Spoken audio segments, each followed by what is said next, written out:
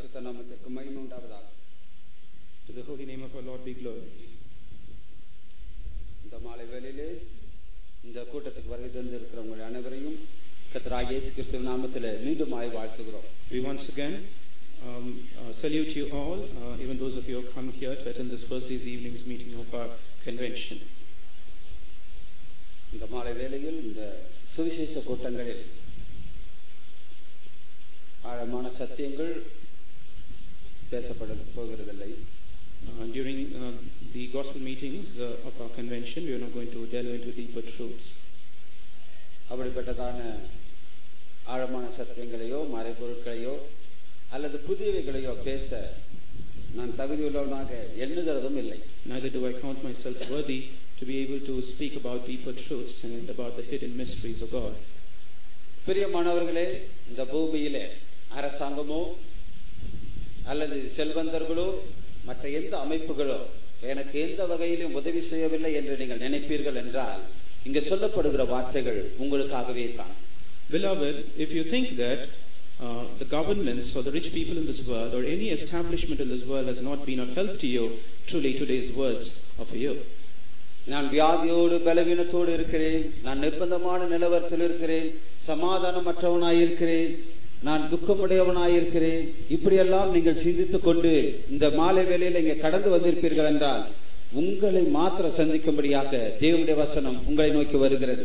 God's words come specifically in order to visit you if you say that you are in weakness or in sickness, you are in a pathetic condition, that or perhaps you might be immersed in some other difficulty or in suffering.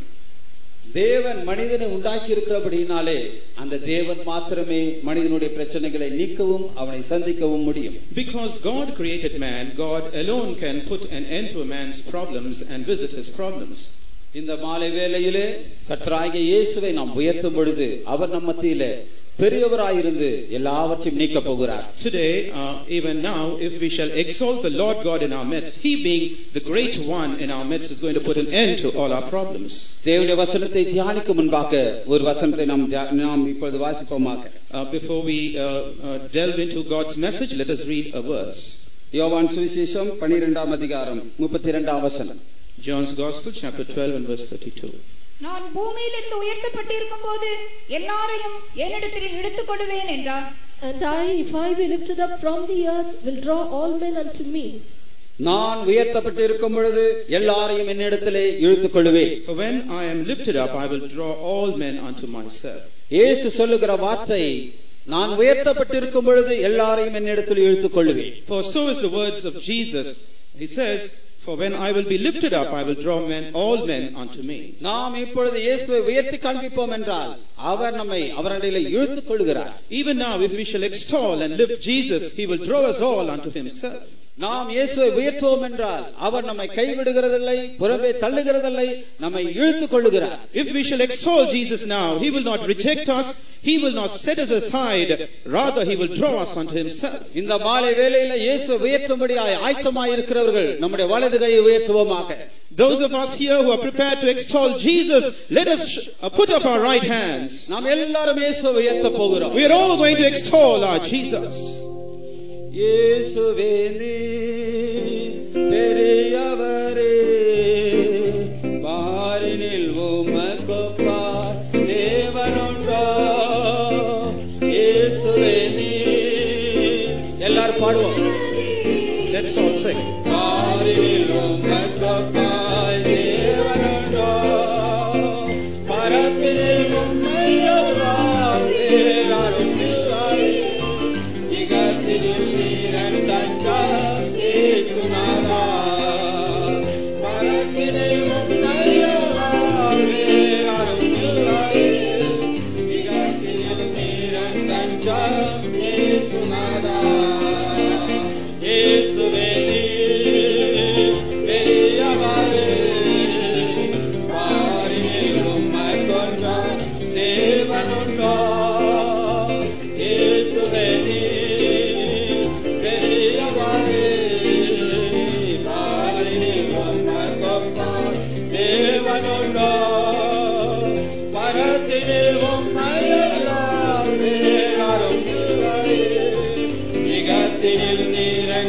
தஞ்சம் இயேசுநாதா பரத்தினில் உம்மையெல்லாம் வேறாரும் இல்லையே இகத்தினில் நீர் தஞ்சம் இயேசுவே நீ பெரியவரே மீண்டும் இயேசுவே நீ பெரியவரே எல்லாரும் உண்மையாய் பாடுவோமாக. Let's all join together and sing. இயேசுவே நீ பெரியவரே ஆரில் உமக்கொப்பாய் தேவனுண்டோ இயேசுவே நீ பெரியவரே ஆமென் ஆரில் உமக்கொப்பாய் தேவனுண்டோ இயேசுவே நீ பெரியவரே சோத்ரா சோத்ரா சோத்ரா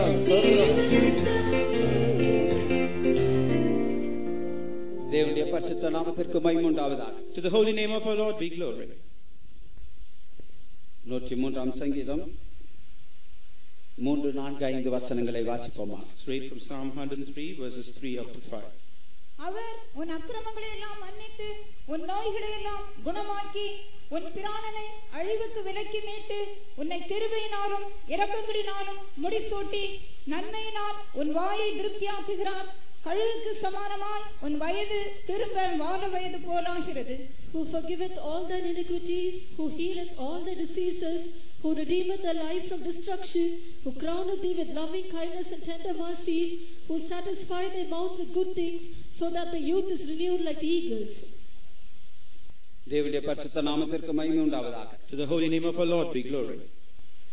தேவன் உன் அக்கிரமங்களை எல்லாம் மன்னித்து உன் நோய்களை எல்லாம் குணமாக்குகிறார். The Lord forgives all your iniquities and heals all your sicknesses. அவர் உன் பிராணனை அழிவுக்கு விலக்கி மீட்டு உன்னை கிருபையினாலும் இரக்கங்களினாலும் முடிசூட்டுகிறார். He will redeem thy life from destruction and shall crown thee with loving kindnesses and with tender mercies. உன்னை நன்மையினால் உன் வாயை திருப்தியாக்குகிறார். He will satisfy thy mouth with goodness. தேவனுடைய பரிசுத்த நாமத்திற்கு மகிமை உண்டாவதாக. To the holy name of our Lord be glory. பிரியமானவர்களே, தேவன் எப்படிப்பட்டவர் என்று நாம் இங்கு வாசிக்கிறோம். Beloved, we read here as to what kind of God our God is. தேவன் நம்முடைய அக்கிரமங்களை எல்லாம் மன்னித்து நம்முடைய நோய்களை குணமாக்குகிறவராயிருக்கிறார். Our God is one who forgives us our iniquities and heals our diseases. நம்முடைய பிராணனை அழிவுக்கு விலக்கி மீட்கிறவராயிருக்கிறார். He is one who redeems our life from the brink of destruction. தேவன் நம்முடைய சரீரத்திற்கும் நம்முடைய ஆத்துமாவுக்கும் போதுமானவராயிருக்கிறார். Our Lord God is sufficient for both our body as well as our soul.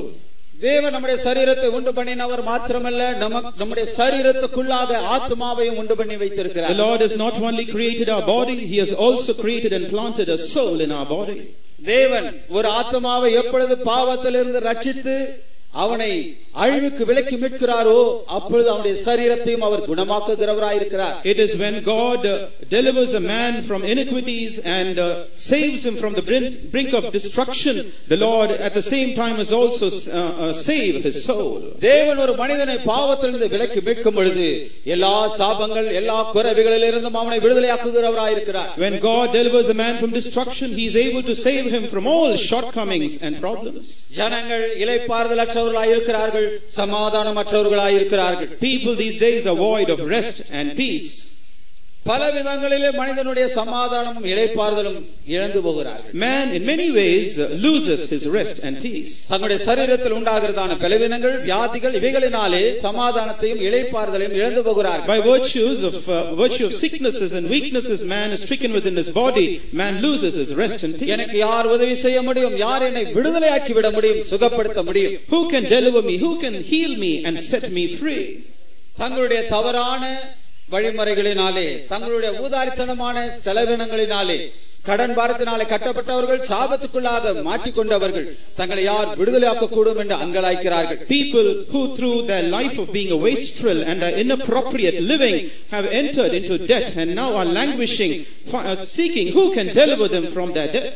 அவர்களுக்கு உதவி செய்ய அவருடைய சகோதரர்களோ அவருடைய பெற்றோர்களோ அவருடைய உறவினர்களோ அவருடைய நண்பர்களோ ஒருவரும் முன் வருகிறதில்லை. No one comes forward to help them and assist them, whether it be their brethren or their parents or their relatives. ஆனால் மனிதனுக்கு உதவி செய்யக்கூடிய ஒருவர் உண்டு. But there is one who can provide succor to man. அவர் எல்லாரை காட்டிலும் பெரியவராயிருக்கிறார். He is greater over everyone else. மனிதனை உண்டாக்கின தேவன் அவர் பெரியவராய் இருந்து எல்லா தீமையிலிருந்தும் அவனை விலக்கி மீட்கிறவராய் இருக்கிறார். The Lord God who created man, being the great one above everyone else, is able to deliver man and redeem him from destruction. மனிதனை தேவன் முடிசூட்டுகிறார். God crowns a man. கிருபையினாலும் இரக்கங்களினாலும் அவனை முடிசூட்டுகிறார். He crowns man with loving kindness and tender mercies.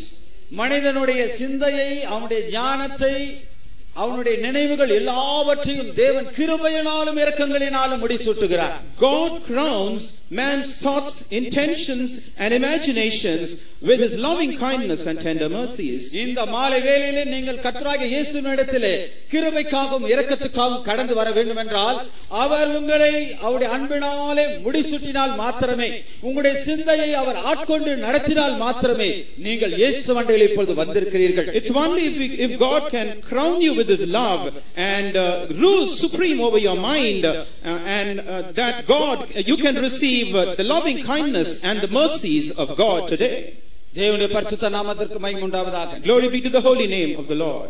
அப்படி தேவன் உங்களுடைய சிந்தையை ஆட்கொண்டு உங்களை நிரப்பி கிருபையினாலும் இரக்கங்களினாலும் முடிசூட்டுகிறபடினாலே அவர் உங்களை இழுத்துக் கொள்ளுகிறார். Therefore God draws you unto himself, filling you with his loving kindness and tender mercies, because he rules supreme over your mind and takes hold of your mind. அவர் முடிசூட்டுகிறது மாத்திரமல்ல, நன்மையினால் உன் வாயை திருப்தியாக்குகிறார். Not only does he crown you in that way, he also satisfies your mouth with goodness. நன்மையினால் உன் வாயை திருப்தியாக்குகிறார் என்றால் தேவனை துதிக்கிறதான துதி, அவருடைய நாமத்தை உச்சரிக்கிறதான அனுபவம் இவையெல்லாம் உண்டாகிறது.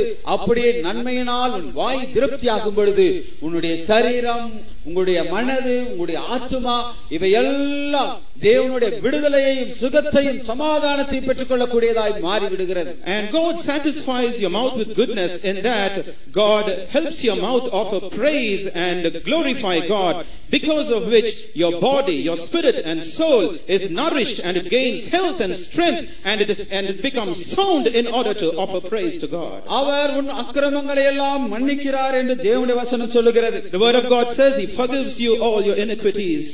ஒரு கிரமமான வழியை விட்டு மனிதன் ஐயாமையினால் மீறி விடும் பொழுது அவனுடைய வாழ்க்கையில் அக்கிரமம் அவனை ஆட்கொள்கிறது. Iniquity starts to take hold of man when man errs from the proper way and becomes deviant. அவன் அறியாமையினால் அவன் அதை கடந்து போய் விடும் பொழுது, கிரமத்தை விட்டு விடும் பொழுது அக்கிரமம் என்பது மனிதனுடைய வாழ்க்கையில் சம்பவிக்கிறது. When man leaves the proper way in which he should go because of ignorance, there is something that is iniquitous which enters into man's life because of மனிதர்கள் that. நல்லவர்களாய் வாழ வேண்டும், பரிசுத்தமாய் வாழ வேண்டும் என்று வாஞ்சிக்கிறார்கள். ஆனால் அவர்கள் மீண்டும் மீண்டும் மீறி போகிறதையும் அக்கிரமங்களுக்கு உட்பட்டு விடுகிறதையும் அவர்கள் உணர ஆரம்பிக்கிறார்கள். A man wants to live an upright life, a holy life, but because of his constant trespassing of the ways of God, man is ignorant that he has now become an iniquitous man. மனிதனை உண்டாக்கினதான தேவன் மனிதன் பாவத்திலிருந்து விடுதலையாகும்படியாக அவனுக்காக பலி செலுத்தப்பட வேண்டும், அவனுக்காக இரத்தம் சிந்தப்பட வேண்டும் என்று சொன்னார்.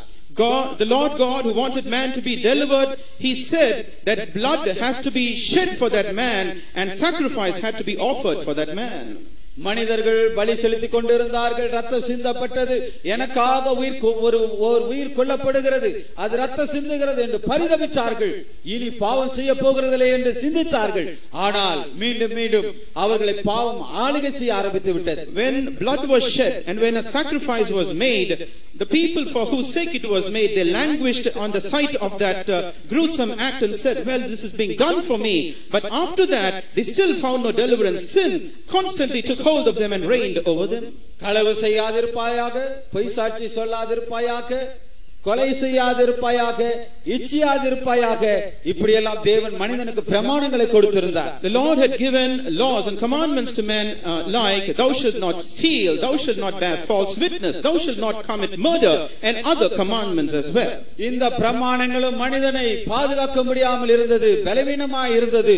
மனிதன் மீறி போய் அந்த பிரமாணங்களை கண்டு பயந்து நடுகிறவனாய் மாறிவிட்டான். These commandments were for the protection of mankind, but these commandments on one one side were weak. Man, on seeing the commandments, he was taken with fear and he shuddered. மனிதனுடைய இந்த நிர்பந்தமான நிலைமை கண்டபொழுது தேவன் தாமே மனிதனாய் பூமியிலே அவதரித்தார். When God saw this pathetic state of man, God himself as a human entered into this world. மனிதனை உண்டாக்கின தேவன் அவர் அற்புதமான விதத்திலே பரிசுத்தமாக கன்னியின் வயிற்றிலே பிறந்து இந்த பூமியிலே தம்மை வெளிப்படுத்தினார். The Lord God, who was a holy God, in a very sanctified way appeared through the womb of a virgin, and he entered into this world as a human. அக்கிரமங்களிலும் பாவங்களிலும் மரித்திருக்கிற மனிதனை விடுதலையாக்கும்படியாக இயேசு உலகத்திலே வெளிப்பட்டார். The Lord Jesus Christ appeared in this world in order to deliver man from the clutches of sin and iniquity.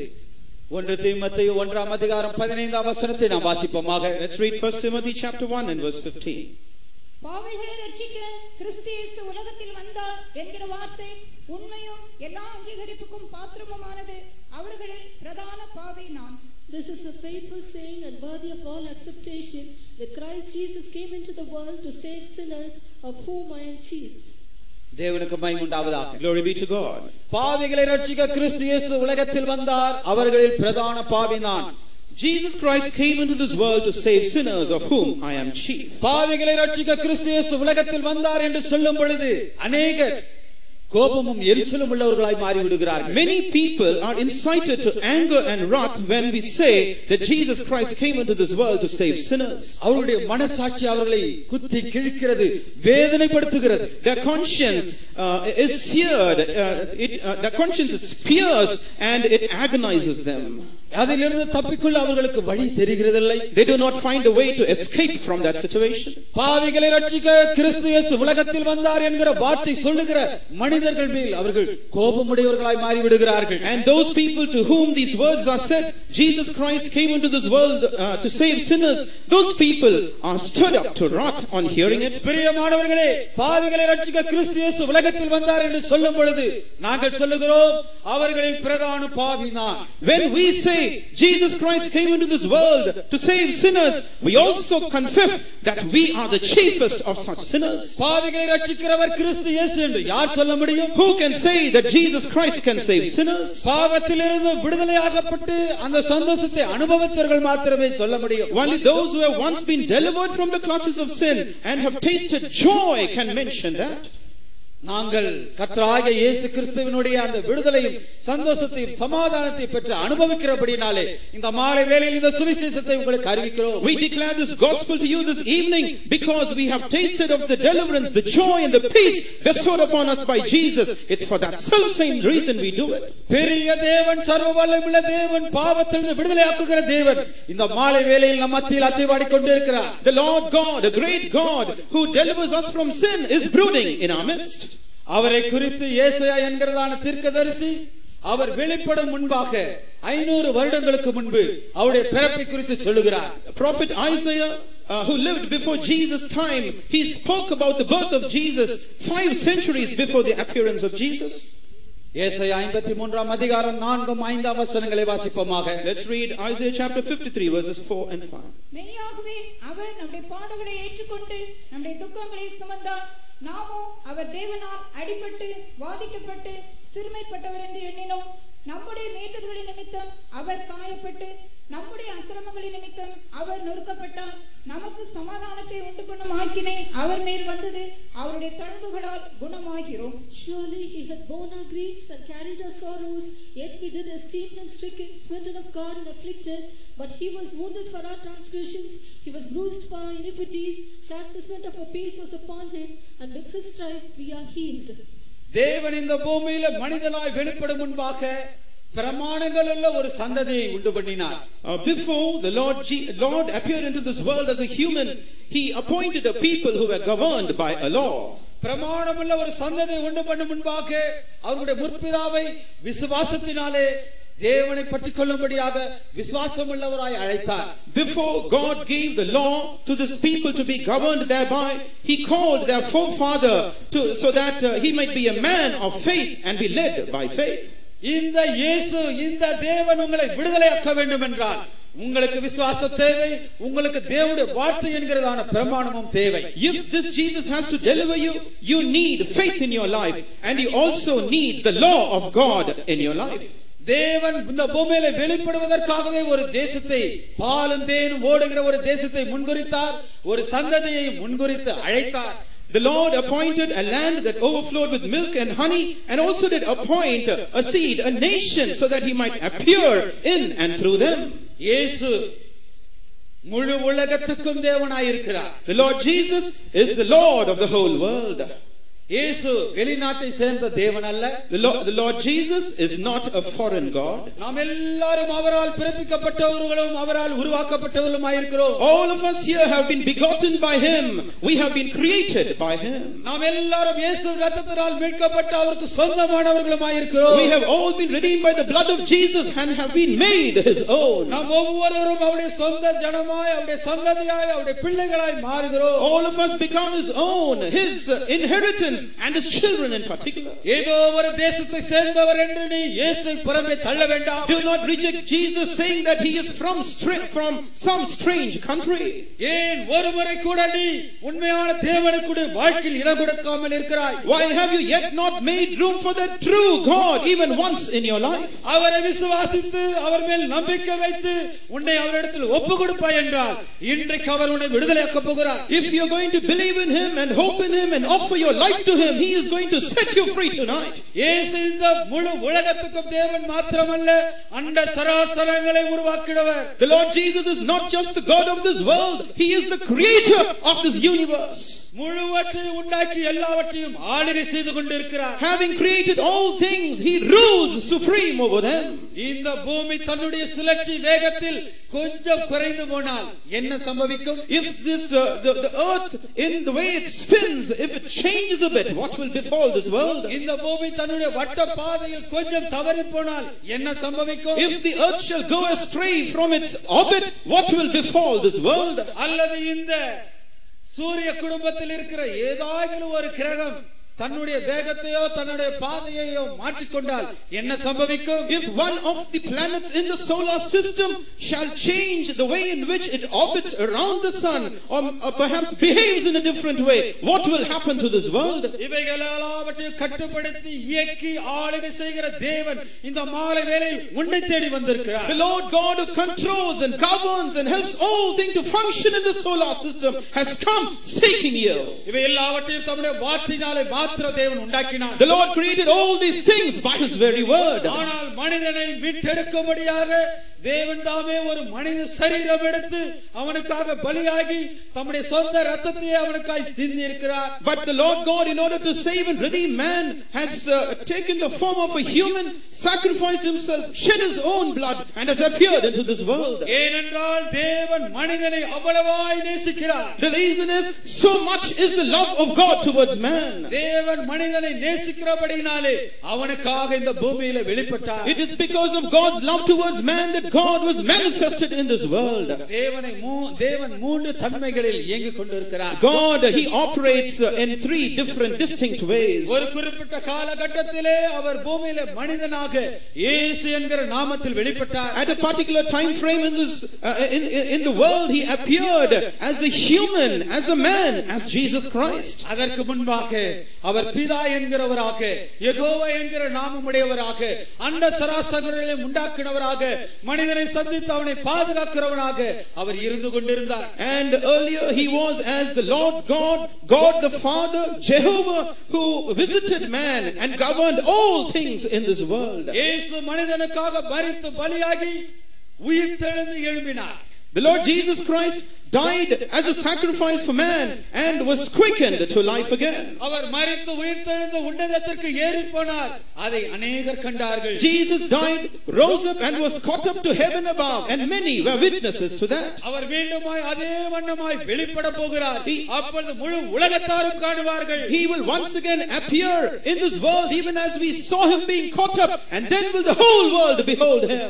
இன்றைக்கு இருக்கிற விஞ்ஞான வளர்ச்சியினாலே முன்னேற்றத்தினாலே தொழில்நுட்பத்தினாலே முழு உலகமும் இயேசுவை காண போகிறது. The whole world will be able to see Jesus Christ appear because of the scientific progress, the modernization, and all the progress in civilization that this world has made. இந்த மாலை வேளையிலே உன்னுடைய ஆத்துமாவை இயேசுவுக்கு ஒப்பு கொடுக்கிற நீ இயேசு மீண்டுமாய் வெளிப்படும் பொழுது நீங்கள் அவரை காண்பீர்கள். You are going to surrender your soul to Jesus Christ tonight.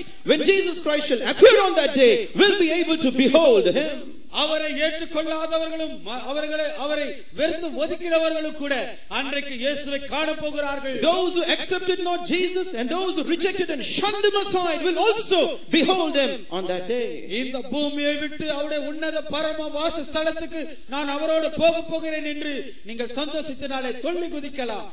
You can with joy and mirth skip and leap, knowing that you can be caught up together with Jesus into his eternal habitation. ஆனால் இன்றைக்கு அந்த இயேசு ஏற்றுக்கொள்ளாமல் புறந்தள்ளுகிறவர்களோ பயந்து நடுங்கி ஓடி தங்களை ஒளித்துக் கொள்வார்கள். But on that day, those who do not accept Jesus and reject him now will on that day run and flee from his face. ஒன்றுமே அவர்களை மறைத்து வைக்க முடியாது. But there will be nothing to hide them. பூமியின் தாழ்விடங்களில் இருக்கிற பங்கர் குழிகளும் அவர்களை மறைத்து வைக்காது. Even the bunkers that are dug in the depths of the earth will not be able to hide them from Jesus.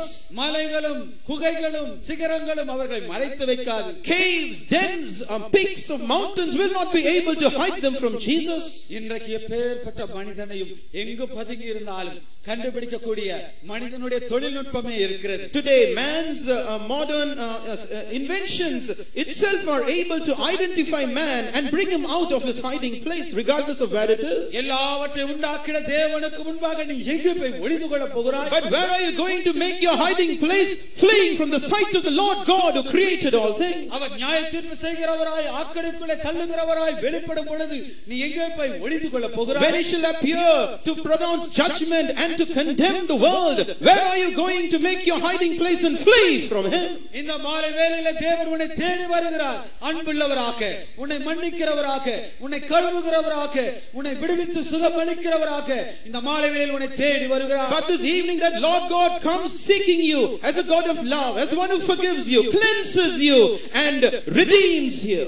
இயேசுவை குறித்து ஏசாயா தீர்க்கதரிசி என்ன சொல்கிறார்? What does the prophet Isaiah speak about the Lord Jesus Christ? மெய்யாகவே அவர் நம்முடைய பாடுகளை ஏற்றுக்கொண்டு நம்முடைய துக்கங்களை சுமந்தார். Truly he bore all our griefs and he undertook for our sorrows. நம்முடைய மீறுதல்களின் நிமித்தம் அவர் காயப்பட்டு நம்முடைய அக்கிரமங்களின் நிமித்தம் அவர் நொறுக்கப்பட்டார். He was wounded for our transgressions and was bruised for our iniquities. இயேசுவுடைய சரீரம் முழுவதும் அடித்து கிழிக்கப்பட்டது. The whole body of Jesus was smitten and was torn to shreds. கிளேடியேட்டர்களை குறித்து நாம் கேள்விப்பட்டிருக்கிறோம். We have heard about gladiators. பலவிதமான யுத்த வீரர்களை குறித்து நாம் கேள்விப்பட்டிருக்கிறோம். We have heard about many men, valiant men of war.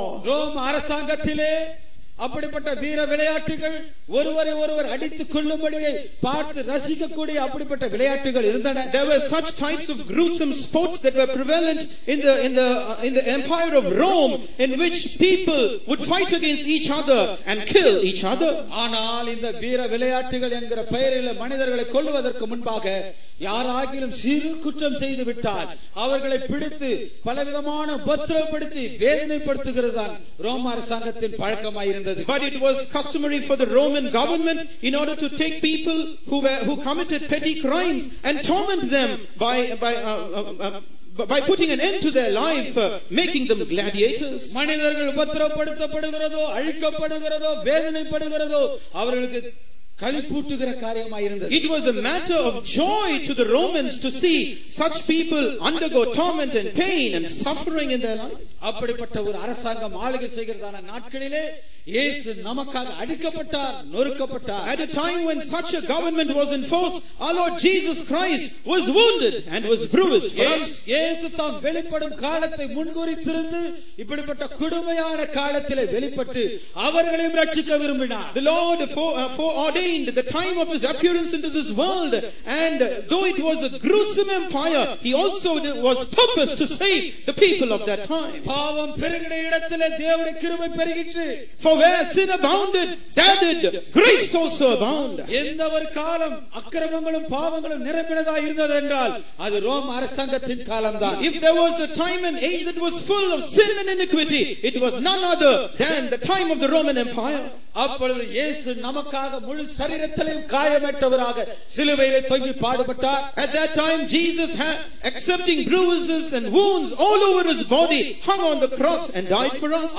அவர் நம்முடைய அக்கிரமங்களின் நிமித்தம் நொறுக்கப்பட்டவராயிருந்தார். அவருடைய சரீரம், அவருடைய நரம்புகள், அவருடைய தசை செல்கள் எல்லாம் நொறுக்கப்பட்டது மாத்திரமல்ல, அவருடைய உள்ளம், அவருடைய ஆத்துமா, அவருடைய இருதயமும் கூட நொறுக்கப்பட்டிருந்தது. Jesus Christ was wounded for our transgressions. Not only was his flesh lacerated, his reins torn apart, his body scarred entirely, even his inner organs, his heart, his lungs and the other things were also totally bruised and wounded. கிரமமாய் நடக்காமல் அறியாமையினாலே அக்கிரமத்துக்குட்பட்டதான ஜனங்களுக்காக அவர் நொறுக்கப்பட்டார். Jesus Christ was wounded for such people who behaved gruesomely out of ignorance in their life. நியாயப்பிரமாணங்களை பெற்ற பிறகு அதை மீறி போன மனிதர்களுக்காக அவர் காயப்பட்டார். Jesus was wounded for such people who trespassed the law after receiving the law. அறியாமல் அக்கிரமமாய் நடந்தவர்களுக்கு நிமித்தமாய் அவர் நொறுக்கப்பட்டதன் காயங்கள் வெளியில் தெரியவில்லை. The wounds that he took upon his body by virtue of those people who committed such a gruesome thing out of ignorance was not seen on his body. ஆனால் மீறுதலின் நிமித்தம் யாருக்கெல்லாம் அவர் காயப்பட்டாரோ அது வெளியரங்கமான காயமாயிருந்தது. But the bruises that he took upon his body for those who trespassed the law was manifestly seen on his body from the outside. நமக்கு சமாதானத்தை உண்டு பண்ணும் ஆக்கினை அவர் மேல் வந்தது. The chastisement of our peace was upon him. ஒருவேளை எனக்கு நித்திரை இல்லை, எனக்கு சமாதானம் இல்லை என்று நீங்கள் அங்கலாய்த்துக் கொண்டிருக்கலாம். Perhaps you might be languishing that you are not able to get sleep and you are void of rest. இந்த மாலை வேளையில் இயேசு உன்னுடைய இருதயத்தை, உன்னுடைய ஆத்துமாவை ஒப்புக்கொடு. அவர் உனக்கு இளைப்பாறுதலை, சமாதானத்தை தரப்போகிறார். But this evening, surrender your heart and your soul to Jesus. He will grant you rest and peace in your life. மாலை வேளையில் அவரை பிடித்து அவரை நெருக்கி தள்ளி கொண்டு போனார்கள். In the evening hour of the day, they took hold of him and they pushed him forward. அவரை பிடிக்கும்படியாக ஒரு பெரிய சேனை புறப்பட்டு வந்தது. There was a large host, a large army that came forward to capture Jesus.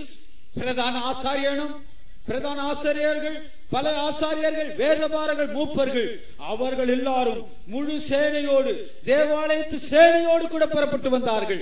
The chief priests, the scribes, the elders over the tribes, they all, along with a large army from the temple of God, came forward to capture ஒரு Jesus. குற்றவாளியை பிடிக்க ஒரு அரசாங்கமோ அதிகாரத்தில் மேன்மையா இருக்கிறவர்களோ புறப்படுகிறதில்லை.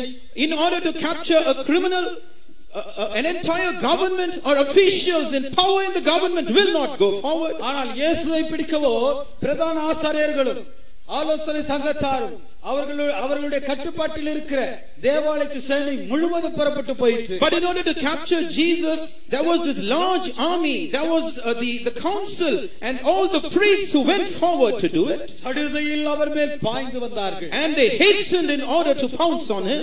முழு இரவும் அவரை நியாயம் விசாரித்துக் கொண்டிருந்தார்கள். All through the night they made inquiries of him to judge him. அவரை அடித்து துன்பப்படுத்திக் கொண்டே இருந்தார்கள். They kept smiting him and tormenting him. விடியும் பொழுது அவரை நியாயம் விசாரிக்கும்படியாக தேசாதிபதியினிடத்திலேயும் கவர்னரிடத்திலேயும் கொண்டு போனார்கள். But when the day broke, they brought him before the ruler of the land and before the governor of the land to be inquired of. யூதரான தேசாதிபதியினிடத்திலேயும் ரோமரான தேசாதிபதியினிடத்திலேயும் அவரை கொண்டு போனார்கள். They took Jesus to the rulers over both the Jews as well as of the people of Rome. அவர் நமக்காக நொறுக்கப்பட்டிருந்தார். He was wounded for us. அவர் நமக்காக முழு இரவையும் வேதனையோடு சகித்துக் கொண்டிருந்தார். He endured the pain all through the night just for our sake. அவர் அந்த மாலை முழுவதும், அந்த இரவு முழுவதும், மறு பகல் முழுவதும் நமக்காக வேதனை அனுபவித்திருக்கிறார். All through that night, even till the next day, and throughout the day, he has underwent this pain and agony just for us. மிக நீண்ட அவருடைய அந்த பாடுகள் நமக்கு சமாதானத்தை உண்டு பண்ணுகிறது. Those prolonged sufferings of Jesus, they bring about peace for our life. நமக்கு சமாதானத்தை உண்டு பண்ணும் ஆக்கினை அவர் மேல் வந்தது. அவருடைய தழும்புகளால் குணமாகிறோம். The chastisement of our peace was upon him, and with his stripes are we healed. பாவத்திலிருந்து விடுதலை, அவனுக்கு சமாதானமும் சந்தோஷமும் உண்டாகிறது. You are delivered from sin, rather you receive joy and peace in its stead. பிரியமானவர்களே, எல்லா அக்கிரமங்களும் உங்களை விட்டு நீங்குகின்றன.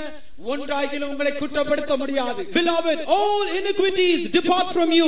Not one will be able to thereafter accuse you. இந்த சத்தத்தை நீங்கள் எங்கிருந்து கேட்டாலும் இயேசுவுடைய இரத்தம் உங்கள் மேல் இறங்கி வருகிறது. Regardless of where you are listening to these words, the blood of Jesus comes visiting you. இயேசுவுடைய இரத்தம் உங்கள் மேல் தெளிக்கப்படுகிறது. The blood of Jesus is sprinkled upon you. இப்பொழுது நீங்கள் விடுதலையையும் சமாதானத்தையும் பெறுகிறீர்கள். Right now do you receive deliverance and peace in your life? இப்பொழுது நீங்கள் சமாதானத்தை இளைப்பாறுதலை பெற்றுக்கொள்கிறீர்கள். Right now do you receive peace and rest in your life? அவர் உங்களுடைய வியாதிகளை நீக்குகிறார். He puts an end to your diseases.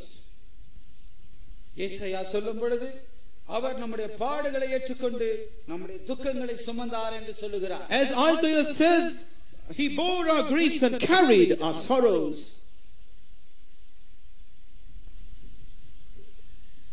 ஆனால் அதே வசனத்தை மத்தேயு எடுத்து எழுதும் பொழுது கொஞ்சம் வித்தியாசமான வார்த்தைகளை உபயோகிக்கிறார். But when Saint Matthew writes about the same thing, he uses different words to express it. சுவிசேஷம் 8ஆம் அதிகாரம் 16-17 வசனங்கள். Matthew's Gospel, chapter 8, verses 16 and 17. அஸ்தமனமான போது பிசாசு பிடித்திருந்த அநேகரை அவரிடத்தில் கொண்டு வந்தார்கள். அவர் அந்த ஆவிகளை தமது வார்த்தையினாலே துரத்தி பிணியாளிகள் எல்லாரையும் சொஸ்தமாக்கினார். அவர் தாமே நம்முடைய பலவீனங்களை ஏற்றுக்கொண்டு நம்முடைய நோய்களை சுமந்தார் என்று ஏசாயா தீர்க்கதரிசியினால் உரைக்கப்பட்டது நிறைவேறும்படி இப்படி நடந்தது. When the even was come, they brought unto him many that were possessed with devils, and he cast out the spirits with his word, and healed all that were sick, that it might be fulfilled which was spoken by Isaiah the prophet, saying, himself took our infirmities and bare our sicknesses. மாஸ்தமனமான போது அநேகர் அவரால் சுகமாக்கப்பட்டார்கள். When it was even time, many were cleansed and made whole. பிசாசு பிடித்திருந்த அநேகர் அவரிடத்தில் கொண்டு வந்தார்கள். There were many who were possessed with devils who were brought to Jesus. அவர் அந்த ஆவிகளை தமது வசனத்தினாலே துரத்தினார். And he drove out those devils with his word. பிணியாளிகளை எல்லாரையும் சொஸ்தமாக்கினார். And he made whole all the sick. ஏன் இப்படி நடந்தது? Why did such a thing happen? ஏசாயா தீர்க்கதரிசியினால் உரைக்கப்பட்டது நிறைவேறும்படி இப்படி நடந்தது. And it so happened that the words of Isaiah the prophet might be fulfilled. அவர் தாமே நம்முடைய பலவீனங்களை ஏற்றுக்கொண்டு himself took our infirmities.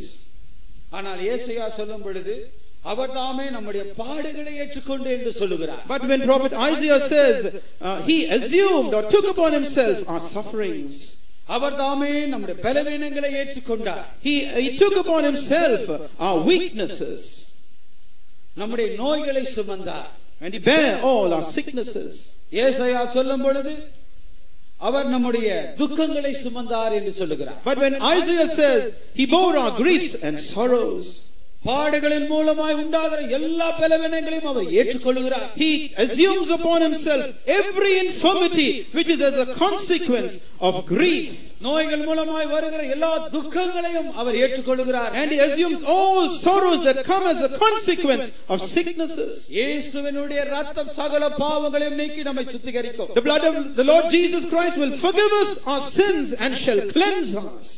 இயேசுவினுடைய சரீரத்தின் காயங்கள் நம்முடைய எல்லா வியாதிகளையும் நீக்கி நம்மை சுகமாக்கும். The bruises of the body of Jesus will heal our sicknesses and shall make us whole. இயேசு நமக்காக இரத்தம் சிந்தினார்.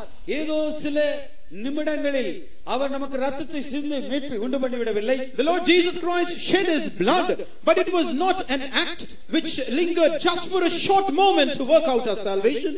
பல விதங்களிலே அவருடைய சரீரம் அடிக்கப்பட்டதும் கிழிக்கப்பட்டதும் வேதனைப்பட்டதும் தழும்புகள் உள்ளதுமாயிருக்கிறது. His body underwent many tormenting situations.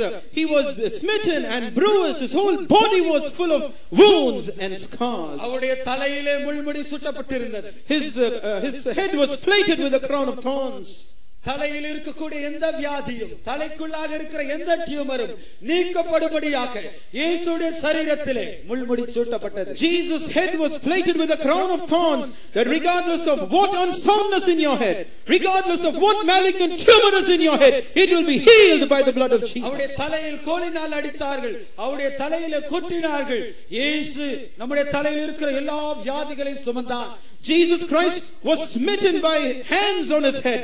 His head was smitten by a reed, because Jesus bore all our sicknesses upon himself. அவரை கன்னத்தில் அறைந்தார்கள். அவருடைய கன்னம் பீத்து கிழித்து எடுக்கப்பட்டது. The people smote him on his cheeks. The people plucked his hair and they tore his cheeks apart. முழு சரீரமும் அபிதமாய் அடித்து கிழிக்கப்பட்டதாயிருந்தது. His entire body was so smitten, bruised and torn. இயேசுவை போர்ச்சவர்களிடத்தில் ஒப்பு கொடுத்த பொழுது அவர்கள் ஒரு மனிதனை துன்பப்படுத்தி மகிழ்கிறவர்களாய் இருந்தபடியினாலே முழுமையாய் முழு பலத்தோடும் அவரை அடித்து கிழித்து அவர்கள் அவிதமாய் சந்தோஷப்பட்டுக் கொண்டிருந்தார்கள். Jesus Christ was then delivered up into the hands of the soldiers, because soldiers were a people who took joy in tormenting and persecuting others. Those people, they put such an agonizing torment upon Jesus, and they persecuted him. இந்த மாலை வேளையில் அந்த இயேசுவை நோக்கி பார்க்கும் பொழுது எல்லா வியாதிகளையும் பலவீனங்களையும் அவர் நம்மை விட்டு எடுத்து போடுகிறார். This evening, if you look upon that Jesus, he can put away all infirmities and sicknesses from us. இயேசுவின் இரத்தத்திலே வல்லமை உண்டு. There is power in the blood of Jesus. எல்லா பிசாசின் வல்லமைகளும் உங்களை விட்டு விலகி ஓடி போகத்தக்கதாக இயேசுவின் இரத்தத்திலே வல்லமை உண்டு. There is power in the blood of Jesus to cast out and drive out all demons from their position. இயேசுவின் நாமத்தை நீங்கள் சொல்லும் பொழுது பொல்லாத ஆவிகள், உங்களை அலக்கழித்துக் கொண்டிருக்கிற ஆவிகள், சமாதானத்தை கெடுக்கிற ஆவிகள் உங்களை விட்டு ஓடி போகும். When you mention the name of Jesus, all evil spirits that torment you and are troubling you will flee at it. நிந்தையினாலும் அவமானத்தினாலும் மனிதர்களை உருக்குலைத்துக் கொண்டிருக்கிற எல்லா பொல்லாத பிசாசுகளும் உங்களை விட்டு ஓடி போகும். All evil spirits that put man to shambles by virtue of reproach and shame will flee at the mentioning of Jesus. இயேசுவின் இரத்தம் எல்லா விதத்திலேயும் பொல்லாத வல்லமையிலிருந்து விடுதலை தருகிறது. The blood of Jesus can deliver man from every evil power. யாத்திராகமம் 15ஆம் அதிகாரம் 23 முதல் 26 வசனங்களை வாசிப்போமாக. Read Exodus chapter 15 verses 23 to 26. அவர்கள் மாராவிலே வந்தபோது மாராவின் தண்ணீர் கசப்பாயிருந்ததினால் அதை குடிக்க அவர்களுக்கு கூடாதிருந்தது. அதனால் அவ்விடத்திற்கு மாரா என்று பெயரிடப்பட்டது. அப்பொழுது ஜனங்கள் மோசேக்கு விரோதமாய் முறுமுறுத்து என்னத்தை குடிப்போம் என்றார்கள். மோசே கர்த்தரை நோக்கி கூப்பிட்டான். அப்பொழுது கர்த்தர் மோசேக்கு ஒரு மரத்தை காண்பித்தார். அதை அவன் தண்ணீரில் போட்டவுடனே அது மதுரமான தண்ணீர் ஆயிற்று. அவர் அங்கே அவர்களுக்கு ஒரு நியமத்தையும் ஒரு நியாயத்தையும் கட்டளையிட்டு அங்கே அவர்களை சோதித்து, நீ உன் தேவனாய கர்த்தரின் சத்தத்தை கவனமாய் கேட்டு அவர் பார்வைக்கு செம்மையானவைகளை செய்து அவர் கட்டளைகளுக்கு செவி கொடுத்து அவருடைய நியமங்கள் யாவையும் கை கொண்டால் நான் எகிப்திற்கு வரப்பண்ணின வியாதிகளில் ஒன்றையும் உனக்கு வரப்பண்ணேன். நானே உன் பரிகாரியாகிய கர்த்தர் என்றார். தேவனுக்கு மகிமை உண்டாவதாக. Glory be to God. அவர்கள் ஓரிடத்திலே வந்த பொழுது அந்த தண்ணீர் கசப்பா இருந்ததினாலே அதை குடிக்க அவர்களுக்கு கூடாதிருந்தது. அதனால் அவ்விடத்துக்கு மாரா என்று பெயரிடப்பட்டது. When the people had gathered in a particular place, the water which they were supposed to drink was not potable and it was bitter, for which reason that place was named Mara. அவர்கள் வந்த அந்த இடம் மாரா என்று அழைக்கப்பட்டது. ஏனென்றால் அந்த தண்ணீர் கசப்பாய் இருந்தது. The place where the people were at that time was called Mara, because the waters were bitter and was not potable. ஜனங்கள் அப்பொழுது நாங்கள் என்னத்தை குடிப்போம் என்று முறுமுறுத்துக் கொண்டிருந்தார்கள். At that time the people were murmuring, asking what they can drink. அப்பொழுது தேவனுடைய மனுஷனாகிய மோசே கர்த்தரை நோக்கி கூப்பிட்டார். At that time the man of God Moses, he cried out to God. அப்பொழுது கர்த்தர் மோசேக்கு ஒரு மரத்தை காண்பித்தார். At that time the Lord showed Moses a tree. அதை அவர் தண்ணீரில் போட்டவுடனே அது மதுரமான தண்ணீர் ஆயிற்று. And no sooner was the tree cast into the waters than it was made sweet. தேவன் அவர்களுக்கு தண்ணீரை சுகமாக்கி மதுரமாய் மாற்றி அவர்களுக்கு ஒரு நியமத்தையும் பிரமாணத்தையும் கட்டளையிட்டார். The Lord healed the waters of Mara, changed it to be sweet, and there gave them an ordinance and commandments. நீ உன் தேவனாகிய கர்த்தரின் சத்தத்தை கவனமாய் கேட்டு அவர் பார்வைக்கு செம்மையானவைகளை செய்து அவர் கட்டளைகளுக்கு செவி கொடுத்து அவருடைய நியமங்கள் யாவை கைக்கொண்டால் நானே உன்னை சுகமாக்குகிற கர்த்தர். If thou wilt diligently hearken to the voice of the Lord thy God, and will do that which is right in his sight, and keep all his statutes and his commandments, the Lord says that I am the Lord who healeth thee.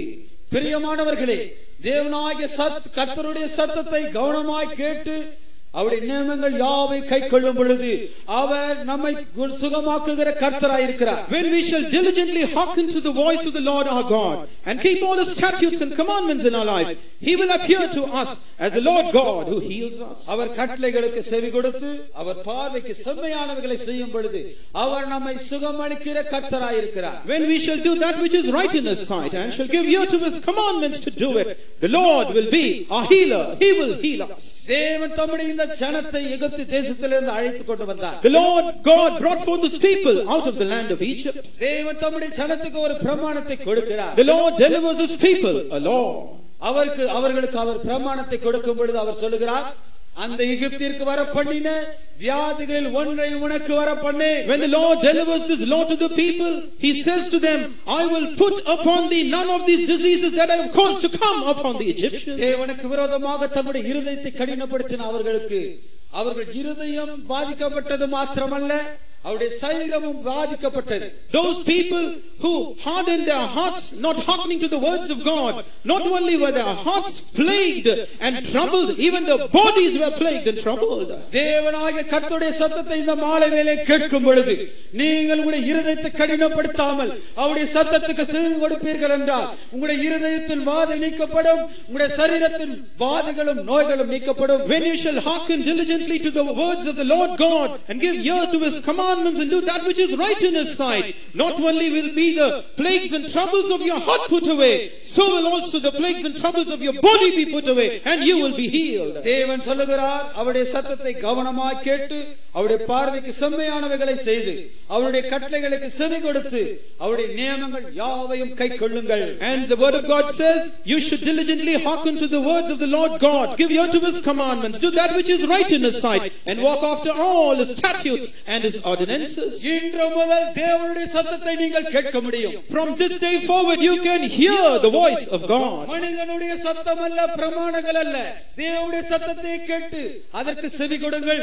Not the voice of man and the commandments of man that you should hear, rather it should be that of God, and hearken to it. நீங்கள் தேவனுடைய சத்தத்தை கேட்டு அதன்படி செய்யுங்கள். Hear the words of God, hearken to them, and do accordingly. திருவசனத்தை கேட்கிறவர்களாய் மாத்திரமல்ல, அதன்படி செய்கிறவர்களாய் ஒப்புக்கொடுங்கள். Be not just hearers of the word, but doers also, and surrender yourself. யாக்கோபின் நிருபம் 1ஆம் அதிகாரம் 22ஆம் வசனத்தை வாசிப்போம். Let's read James chapter 1 and verse 22. அல்லாமலும் நீங்கள் உங்களை வஞ்சியாதபடிக்கு திருவசனத்தை கேட்கிறவர்களாய் மாத்திரமல்ல, அதன்படி செய்கிறவர்களாயும் இருங்கள். But be doers of the word, and not hearers only, deceiving your own selves. திருவசனத்தை கேட்கிறவர்களாய் மாத்திரமல்ல, அதன்படி செய்கிறவர்களாயும் இருங்கள். Be not just hearers of the word only, but doers of the word also. தேவனுடைய வசனத்தின்படி செய்கிறது என்றால் என்ன? What is performing or doing the word of God? மிகவும் எளிது. It's so easy. ஆண்டவரே நீரே தேவன், நீரே பெரியவர் என்று சொல்லுங்கள். Just say, Lord, you are God, you are the great one. இயேசுவே நீர் பெரியவர். Oh Jesus, you are the greatest. ஆண்டவரே நீர் பேசும் உம்முடைய சத்தத்தை நான் கேட்கிறேன். Oh Lord, speak and I will hear your voice. ஆண்டவரே நான் உம்முடைய சத்தத்தை கேட்கும் பொழுது அதன்படி செய்யவே எனக்கு கிருபை தாரும். Lord, even as I hear your voice, grant me grace that I might do accordingly. தேவனுடைய சத்தத்தின்படி செய்வது நம்முடைய வாழ்க்கையில் எளிதான காரியம். To do according to the words of God is so very easy in our life. அவர் நம்மை கிருபையினாலும் இரக்கத்தினாலும் முடிசூட்டி வாய் நன்மையினால் திருப்தியாக்குகிறார். He crowns our life with loving kindness and tender mercies, and crowns our life with goodness, and satisfies our mouth with goodness. தேவன் நம்முடைய மனதையும் நம்முடைய ஞானத்தையும் எல்லாவற்றையும் அவருடையதாய் மாற்றி விடுகிறார். The Lord transforms everything that belongs to our mind and our wisdom to be his. முற்றிலுமாய் அது புதிதாக்கப்பட்ட மனமாய் மாறிவிடுகிறது. It becomes an utterly renewed mind. உங்களுடைய மனம் புதிதாக்கப்படுகிறது, உங்களுடைய மனம் திரும்பி வருகிறது. Your mind takes a change for the better. It is renewed. தேவனிடத்திலிருந்து இறங்கி வந்த மனிதன் மீண்டுமாய் தேவனை நோக்கி திரும்புகிறான். அப்படிப்பட்ட ஒரு மன திரும்புதலை தேவன் ஒவ்வொருவருக்கும் தருகிறார். A man who came down from God returns and turns back to God. God gives man such a repentance and turning towards him. தேவன் முற்றிலுமாய் நம்முடைய மனதை மாற்றி நம்முடைய வாழ்க்கையே மாற்றி விடுகிறார். எல்லா சாபங்களையும் நீக்கி எல்லா நோய்களையும் நீக்கி விடுகிறார். God utterly changes and transforms our life and mind. He puts an end to all curses and sicknesses that overshadow our life. தேவனுடைய வசனம் நம்மை நோக்கி வரும் பொழுது அவர் வசனத்தை அனுப்பி நோய்களை சுகமாக்குகிறார். When the word of God comes towards us, God actually sends his word and heals us of our sicknesses. அவர் தம்முடைய வசனத்தினாலே சுகமாக்குகிறார். He heals us by his word. 107 சங்கீதம் 20 வசனத்தை வாசிப்போமாக. Let's read Psalm 107 and verse 20. அவர் தமது வசனத்தை அனுப்பி அவர்களை குணமாக்கி அவர்களை அழிவுக்கு தப்புவிக்கிறார். He sent his word and healed them and delivered them from the destructions.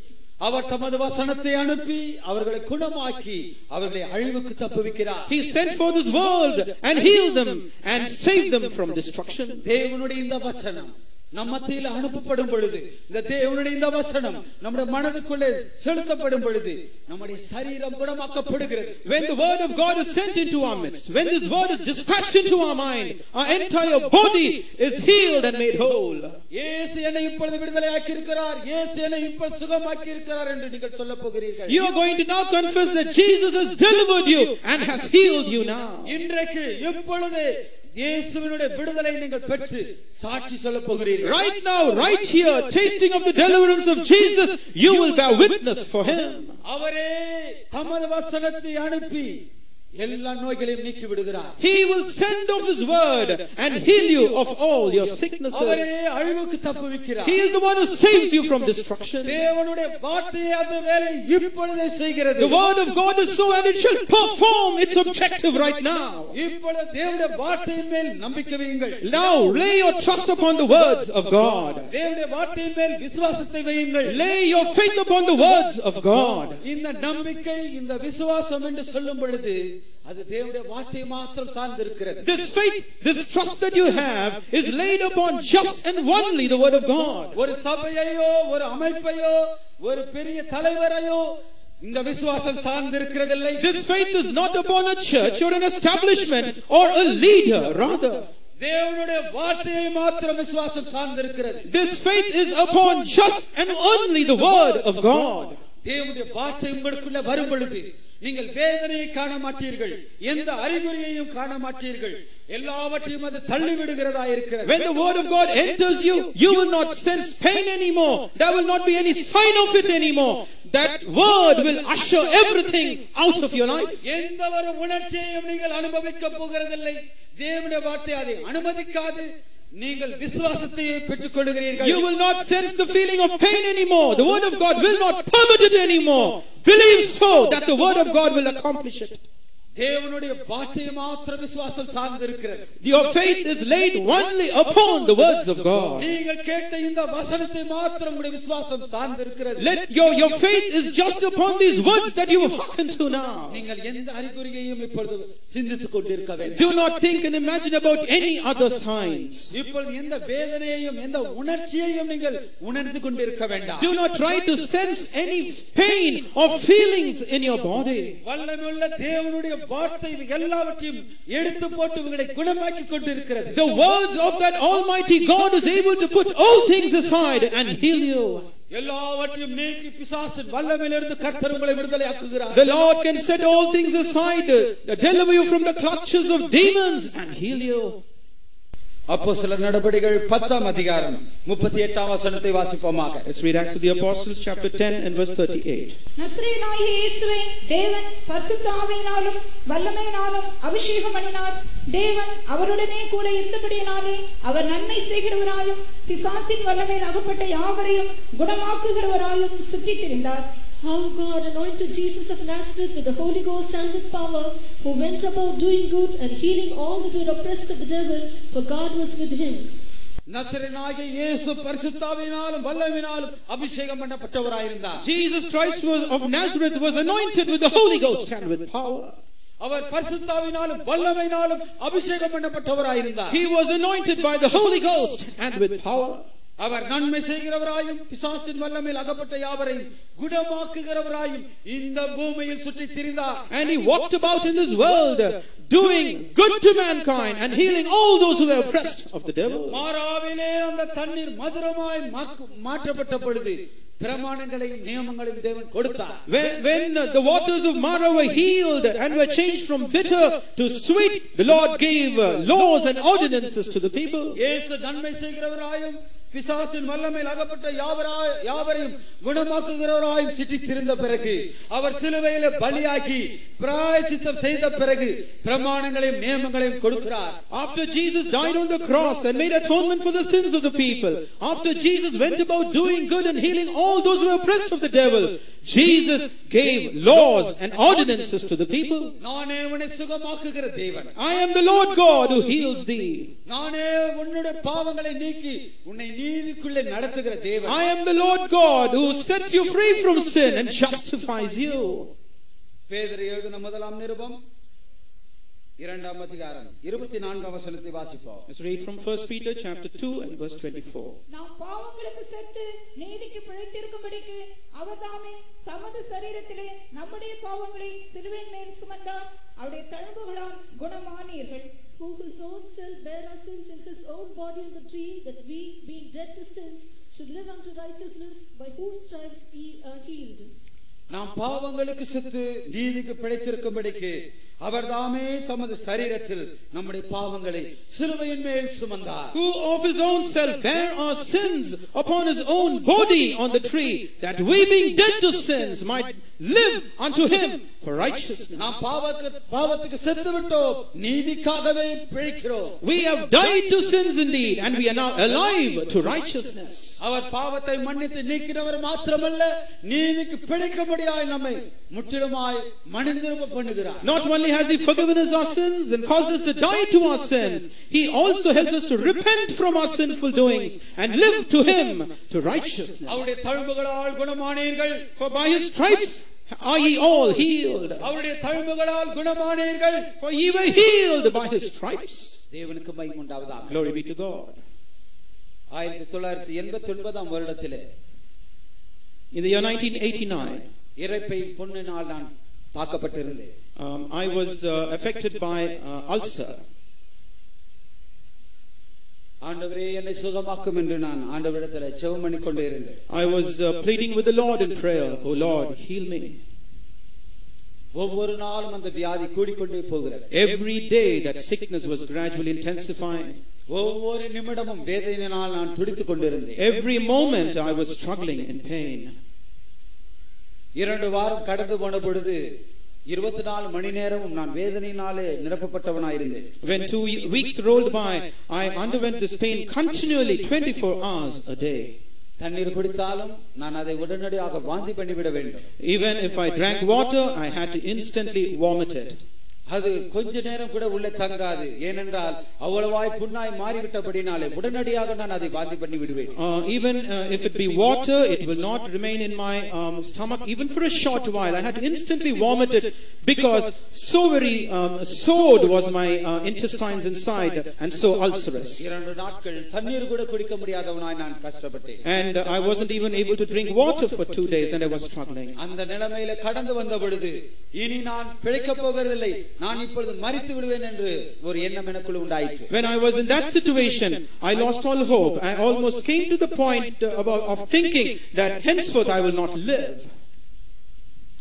அப்படிப்பட்ட ஒரு நேரத்திலே ஆண்டவரே நான் மரிக்கத்தான் வேண்டுமா என்கிறதான கேள்வியோடு நான் காணப்பட்டேன். At that time I had this question in my heart to the Lord, "Lord, should I have to truly die now?"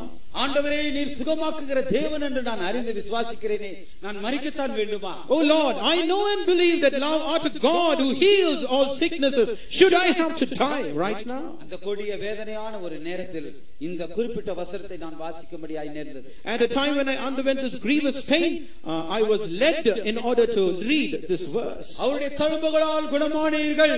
By his stripes ye were healed. அந்த வார்த்தை எனக்குள்ளே ஆழமாய் கடந்து வந்தது. Those words, they entered inside me deeply.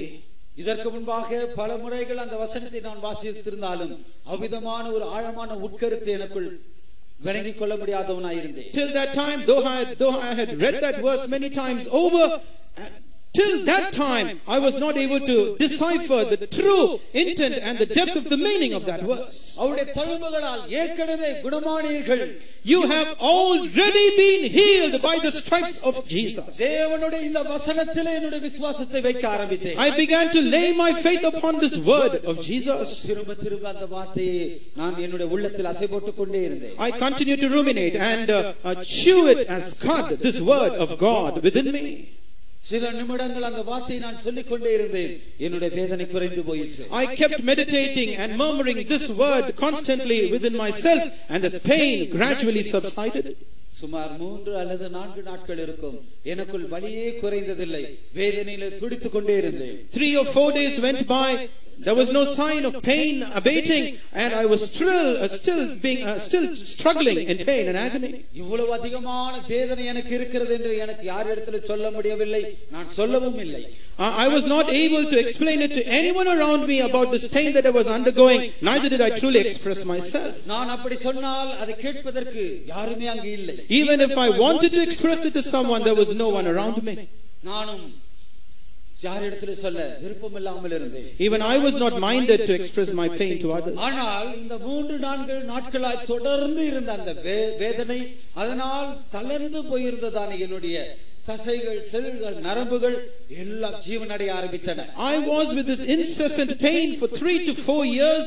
My entire body was weakened and I was languishing. But thereafter, my flesh, my bones and my nerves, they started to gain strength. அவர் தமது வசனத்தை அனுப்பி அவர்களை குணமாக்கி அவர்களை அழிவுக்கு தப்புவிக்கிறார். He sends forth His word and heals them and saves them from destruction. தேவனுடைய பரிசுத்த நாமத்திற்கு மகிமை உண்டாவதாக. Glory be to the holy name of the Lord. இந்த 20 வருடங்கள் அதன் பின்பு தேவன் என்னை வழிநடத்தி கொண்டு வந்திருக்கிறார். Since then, for 20 years up to now, the Lord has been wonderfully leading me. தேவன் வசனத்தை அனுப்பி குணமாக்குகிறார் என்பதற்கு நாங்கள் சாட்சிகளாய் இருக்கிறோம். We are witnesses to the fact that the Lord sends His words and heals us.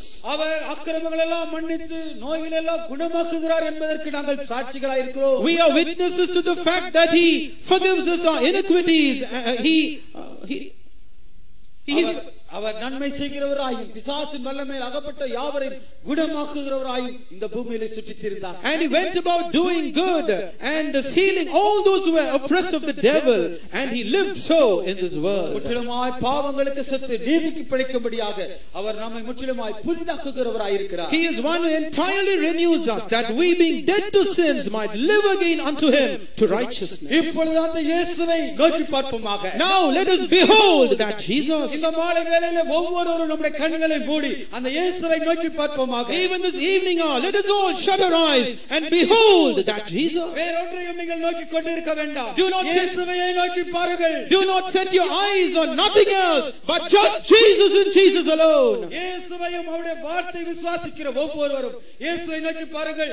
Those who believe in Jesus and His words alone, look upon Jesus. நாம் இயேசுவை உயர்த்துவோமாக. Let us extol Jesus. நாம் அவரை உயர்த்தும் பொழுது அவர் எல்லாரையும் தம் மண்டையிலே இழுத்துக் கொள்ள போகிறார். When we lift Him up, He is going to draw all men towards Him. எல்லாரையும் இயேசு தம் மண்டையிலே இழுத்துக் கொள்ள போகிறார். Jesus is going to draw all men towards Him. அவர் தம்முடைய வல்லமையினால் ஒவ்வொருவரையும் நிறைக்க போகிறார். The Lord is going to endure everyone with His power. நாம் மீண்டுமாய் பாடுவோம். இயேசுவே நீ பெரியவர். May we sing this again. Oh, the Lord Jesus, Thou art the greatest. இயேசுவே நீ பெரியவரே வானில் உம்மக்கொப்பாய் தேவனுண்டோ. இயேசுவை நோக்கி பார்ப்போமாக. எல்லாரும் பாடுவோமாக. Let us all sing and look upon Jesus. Let us extol Jesus.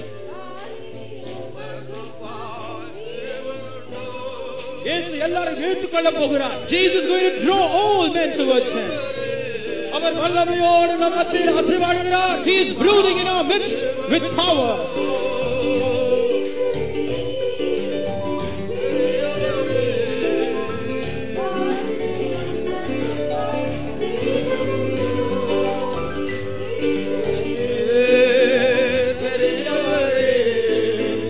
வானில்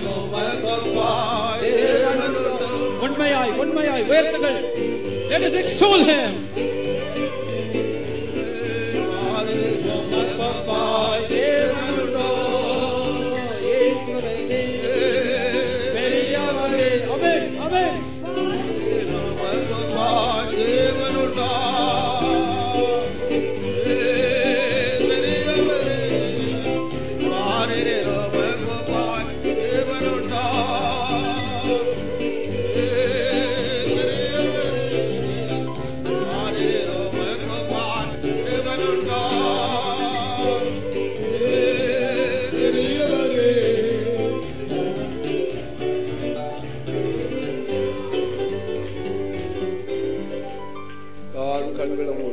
Shall we all close our eyes?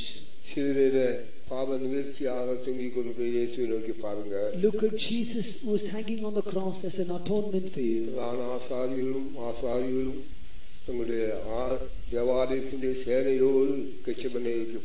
The chief priests and the priests with the Sadducees, with the hosts of the temple, they came to arrest Jesus.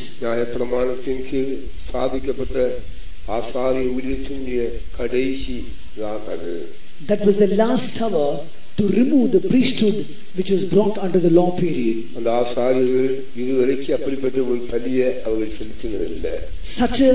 Such atonement, sacrifice, they have not offered till that time. They did not have explanation about the offerings what they offered before.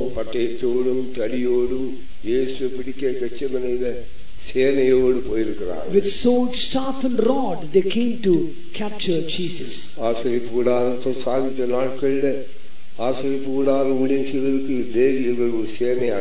When tabernacle was formed, the Levites were a host to minister in the tabernacle. Then that host was called host of the temple.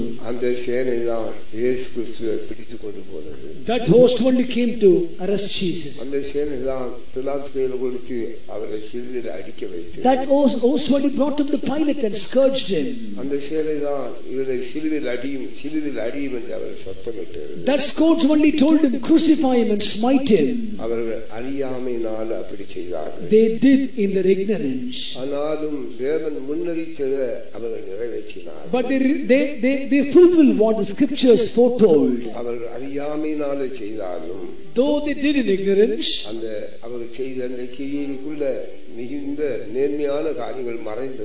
there were great precious truths hidden in the works what they did.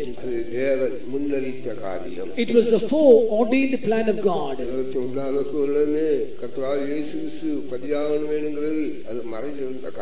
Before the foundation of the world, that Jesus must be a sacrifice. It was hidden in the mind of God. When times got fulfilled, he came as an object of sacrifice. Priests caught the object of sacrifice, crucified him on the cross.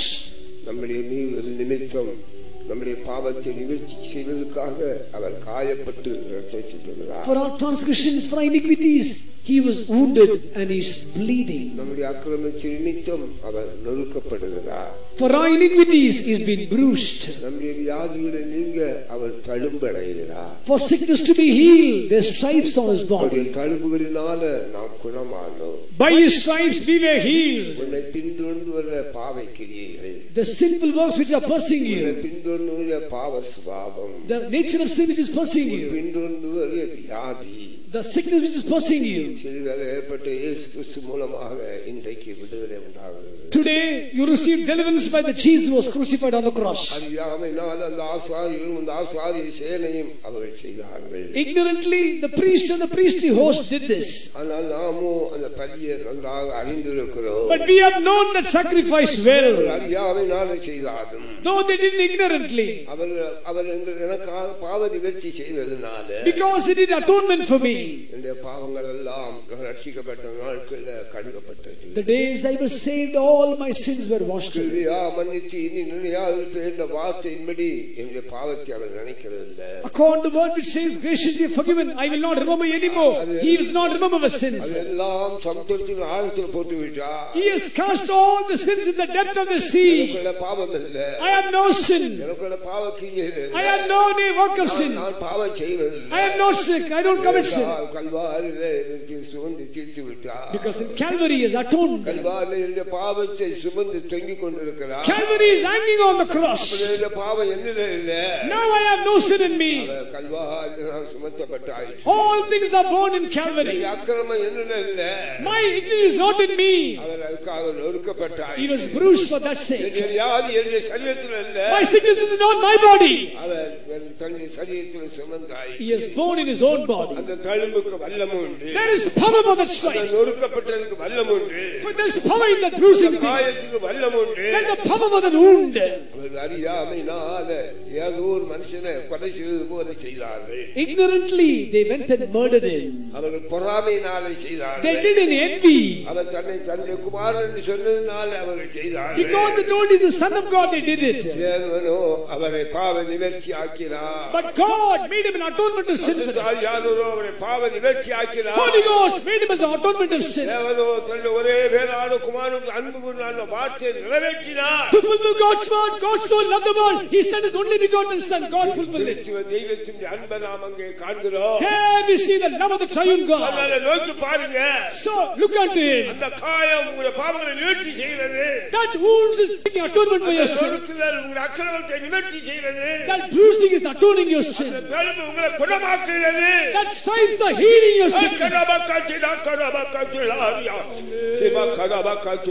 கல்வாரிக்கு போனாரே நேசு நேசு என் பொன்னேசு கல்வாரிக்கு போனாரே நேசு என் பாவம் தீர்க்க அமே கல்வாரிக்கு போனாரே நேசு நேசு என் நேசு கல்வாரிக்கு போனாரே நேசு என் பாவம் தீர்க்கவே கல்வாரிக்கு போனாரே நேசு நேசு என் நேசு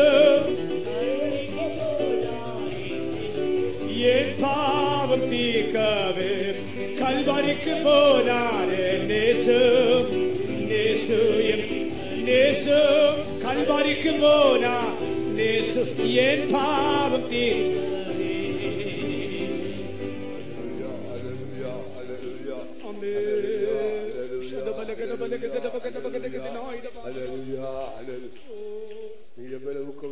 அந்த பாவத்தை செய்கிறாயோ the more you commit the sin அவ்வளவுக்கு அது உன்னை பலவந்தமாக நெருக்குகிறது. the more that will violently oppress you. இன்றையோடு நீ 21 வருஷம் அந்த பாவத்தை செய்திருக்கிறாய். Maybe nearly for 21 years you're committing this sin. 21 வருஷமா அது உன்னை நெருக்கிக் கொண்டே இருக்கிறது. 21 years that sin is oppressing you. இன்னும் நெருக்கிக் கொண்டே இருப்பேன் என்று சொல்லுகிறது. This day still more will oppress you. குமாரனை விடுதலையாக்கினால் இன்றே உனக்கு விடுதலை. If the son shall set you free, today you are free.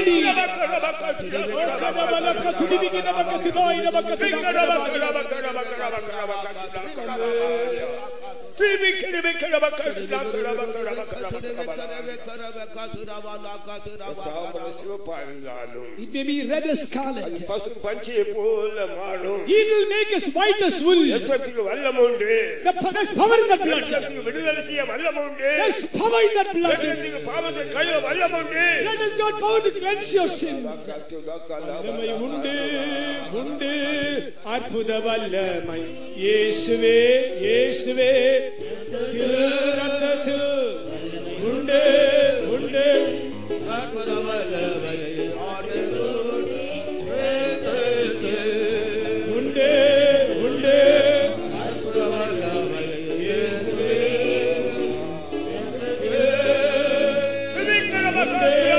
உண்டு அற்புத வல்லமை ஆட்டுக்குட்டியின் ரத்தத்து உண்டு உண்டு அற்புத வல்லமை இயேசுவே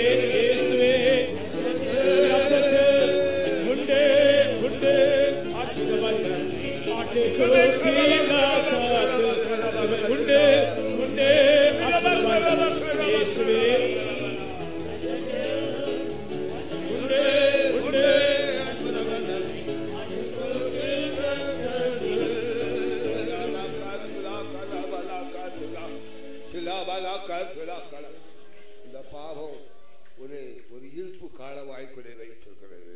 This sin has kept you in the furnace of iron.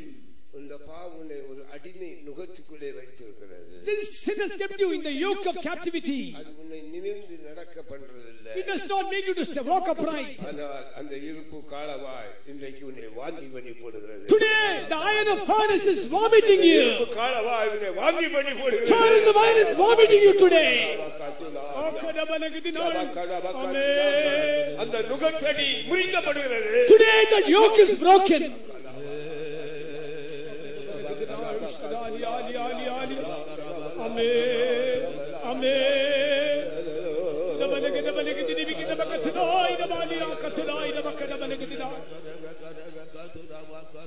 இரும்பை உருக்கக்கூடிய ஒரு காலவாய் என்று சொன்னார். இந்த இரும்பு கொதிக்கிற இடம் எப்படிப்பட்டதா இருக்கும்? Furnace which will melt iron. What will be the fire intense found in the place where the iron is melted? அதே போல வேதனை அனுபவிக்கிறாய். In the same way you are suffering agony. ஆனால் கர்த்தருடைய வல்லமை, கர்த்தருடைய அன்பு அதை காட்டிலும் பெரியதா இருக்கிறது. God's power, God's love is greater than this iron furnace. புறப்பட்டு போ என்று சொல்லுகிறது. It's telling you go out. புறப்பட்டு போ. Proceed forth. இந்த இரும்பு காலவாயிலிருந்து புறப்பட்டு போ. Go out to the iron furnace. Oh kadabana kathibi kidabaka tunaina bania. Amen. Kadabana kathibi kidabaka tunaina bania.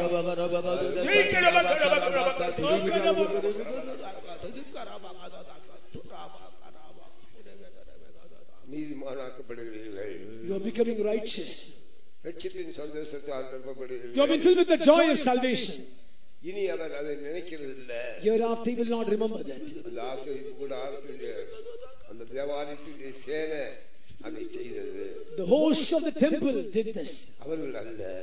They did not do. ஆண்டவரே அதை செய்தார். God himself did it. ஆண்டவரே அதை செய்தார். God himself did it. ஆண்டவரே அதை செய்தார். God himself did it.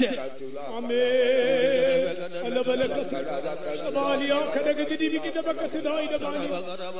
Amen. Hallelujah.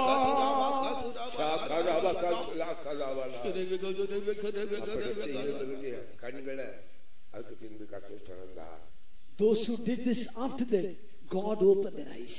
இந்த பொல்லாத யூதர்கள் இயேசு கிறிஸ்துவை கொலை செய்தவர்களும் எல்லா சமுதாயத்துக்கும் விரோதிகளும் சுவிசேஷத்தை கேட்க விடாதபடி தடை செய்கிறார்கள். The wicked Jews who captured Jesus, who tormented him, they hindered people not to hear the gospel. புறஜாதியார் விசுவாசிகளுக்கு, for the Gentiles to believe. அந்த பொல்லாத யூதர்கள் தடை செய்கிறார்கள். The wicked Jews they hindered. அப்போஸ்தலர் பவுல் அப்படி சொல்லுகிறார். Apostle Paul says like this. ஆனா அதே பவுல், the same Paul, மறுபக்கம் தன்னை பற்றி என்ன சொல்லுகிறார்? What he says about himself? சேவான் கொலை செய்வதற்கு நான் சம்மதித்திருந்தேன். I also committed for Stephen to be killed. அந்த பொல்லாத யூதர்களை போல நான் ஒரு பொல்லாதவனாயிருந்தேன். Like the wicked Jews, I was a wicked man. நான் விசுவாசத்துக்கு துரோகியாயிருந்தேன். I was a traitor to the faith. நான் அறியாமையினால் நான் அப்படி செய்தேன். Ignorantly I did this. இரக்கம் பெற்றேன். I received mercy.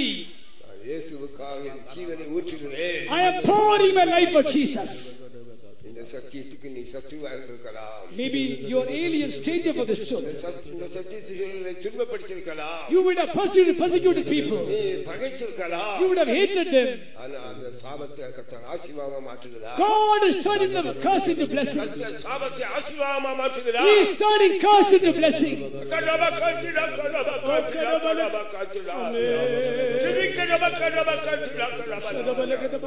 பவுலை மாற்றுகிற தேவன் உன்னை இன்றைக்கு மாற்றுகிறார். The Lord who changed Paul is changing you also.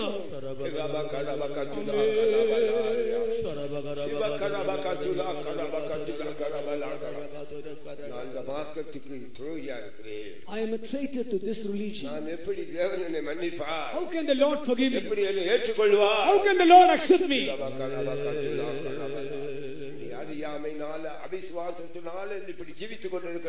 Ignorantly, because of unbelief, you are living like this. God is bringing you to the excellency of the knowledge. He is telling you to put all your old things as dung and dust. He is giving you power. He is giving you grace.